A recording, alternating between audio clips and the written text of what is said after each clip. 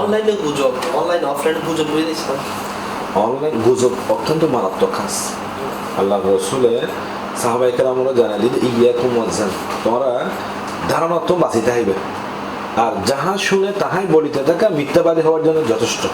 আজ এই বর্তমান সমাজ আর মনে হদে ওর হান লগিয়ে এখন হান লগিয়ে দিস হাওয়া হান লগিয়ে, কিন্তু হানিয়ে লগিয়ে কিনে ওদরি না চাই, আর হানিয়ে আছে কিনা হাওয়া ইয়ান সাফ করিবি। আল্লাহ রসুলের আল্লাহ তাআলা হদিন জাকুম ফাসিকুন, অনবী অনেক হাসে যদি হন সংবাদ এগিয়ে দেয় তাহলে অনেক যাচাই বাছাই করি অনেক সিদ্ধান্ত নেবেন। তো রসুল পাকের আল্লাহ তাআলা নির্দেশ দেন অনেক যাচাই বাছাই করিয়ে সিদ্ধান্ত নেবেন এবং উম্মতের প্রতি শিক্ষা হয়ে দেয়।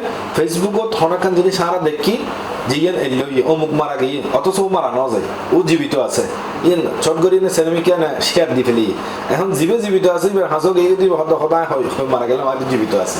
এরকম অসংখ্য ঘটনা যে আর সমাজের মধ্যে এবং দেশের মধ্যে আজ অনেক সময় বিভিন্ন গুজবের কারণে যে হয়তো ব্যাংক দেওয়ালি হয়ে যাবে, ব্যাংক দেশের এই অবস্থা হয়ে যাবে, যে সমাজের মধ্যে মানে এই অবস্থা, এইরকম বিভিন্ন গুজব ছড়াই দিয়ে নে যে বা যারা গুজব ছড়ায় তারা কবিরা গুনাহ করে। ইয়ান হারাম হাস এবং ইসলামের মধ্যে সম্পূর্ণ ইয়ান গুনাহ এবং কবিরা গুনাহ এবং হারামর হাস।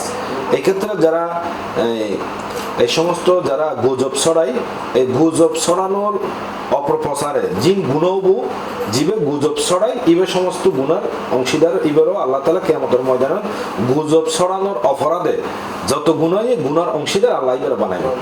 তবে এই ক্ষেত্রে যারা সচেতন নাগরিক সমাজ, দেশের আপমন জনসাধারণ দলমত বর্ণ নির্বিশেষে গুরুত্ব উচিত যে আরা জিয়ান দেখি নিয়ে আসলে সঠিক কিনা আগে যাচাই বাছাই করিয়ে না জিনিস আরা প্রচার গ্রহণ হতা হন। এক্ষেত্রে মিডিয়ার ক্ষেত্র এবং যারা মিডিয়া আছে এবং যারা ফেসবুক ব্যবহার করে, ইউটিউব ব্যবহার করে, বিভিন্ন মিডিয়া এবং বিভিন্ন ধরনের দেশের যারা বিভিন্ন ভূমিকা রাখে সংবাদপত্র, যে প্রত্যেকখান বিষয় একুরেট অথেন্টিক কিনা 100% সত্য কিনা ইয়ার যাচাই বাছাই করিয়ে না প্রচার করো।